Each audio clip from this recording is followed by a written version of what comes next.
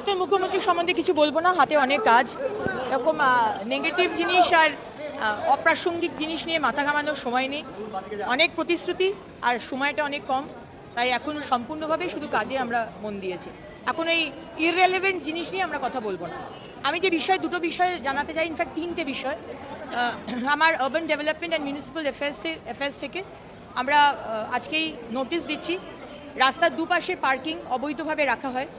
সারা পশ্চিমবঙ্গ জুড়ে যেদিকে পার্কিং সেখানেই গাড়ি থাকবে, যেদিকে পার্কিং করার কথা নয় সেদিকে কোনো গাড়ি থাকবে না। তাতে মানুষের সুবিধা হবে, মানুষের যাতায়াত করতে অনেক অসুবিধা হচ্ছে এত এই 15টা বছর আমরা দেখেছি। সুতরাং এই ইনস্ট্রাকশন আমাদের দপ্তর থেকে দেওয়া হয়েছে। নেক্সট যেটা দেওয়া হয়েছে সেটা হচ্ছে বিভিন্ন জায়গায় ফেক পার্কিং স্লিপ নিয়ে তৃণমূলের ক্যাডার এবং অন্যান্য মানুষ তারা টাকা তুলেছে, সেই রাজস্ব দপ্তরে আসেনি, সরকারের কাছে আসেনি। সুতরাং এই নোটিশ আজকে আমার দপ্তর থেকে দেওয়া হচ্ছে, যেখানে যেখানে এই ধরনের ফেক রসিদ দেখিয়ে টাকা তোলা হচ্ছে পার্কিংয়ে, সেগুলো ইমিডিয়েটলি বন্ধ করা এবং একটা রেট চার্ট প্রত্যেকটা পার্কিং লটে রেট চার্ট দিয়ে দেওয়া হবে, যে যার মতো মনের মতো খুশি পার্কিং নিতে পারবে না।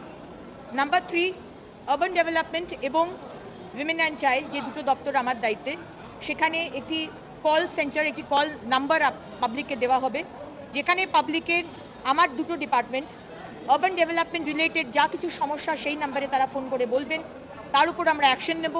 এবং উইমেন অ্যান্ড চাইল্ডেও যা যা সমস্যা সেগুলো উইমেন অ্যান্ড চাইল্ডের নাম্বারে আপনারা ফোন করবেন, সেখানে আমরা অ্যাকশন নেব। তাছাড়াও চাইল্ড হেল্পলাইন নাম্বার আছে, কিন্তু উইমেন হেল্পলাইন নাম্বার নেই।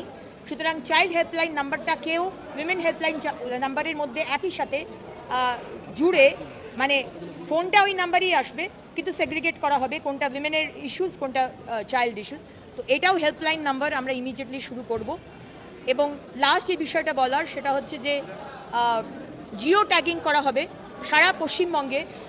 যেখানে যেখানে ময়লা পড়ে আছে ফোনের মধ্যে ওই অ্যাপ ডাউনলোড করে জিও ট্যাগিং করে আপনি পাঠিয়ে দেবেন যেখানে ময়লা রয়েছে, এবং উইদিন 1 hour to 2 hours সেই ময়লা পরিষ্কার করা হবে।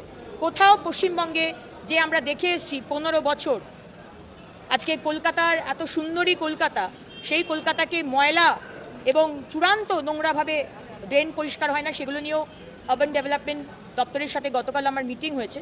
সেগুলো তো সমস্ত হবেই, কিন্তু ইমিডিয়েটলি এই অ্যাপ চালু করা, যেখানে সাধারণ মানুষ জিও ট্যাগিংয়ের মাধ্যমে জানিয়ে দিতে পারবে কোথায় ময়লা রয়েছে, এবং ডিপার্টমেন্ট বা মিউনিসিপ্যালিটি বা কর্পোরেশন গিয়ে সেই ময়লা পরিষ্কার করে আসবে। এই দিকে বলা ছিল।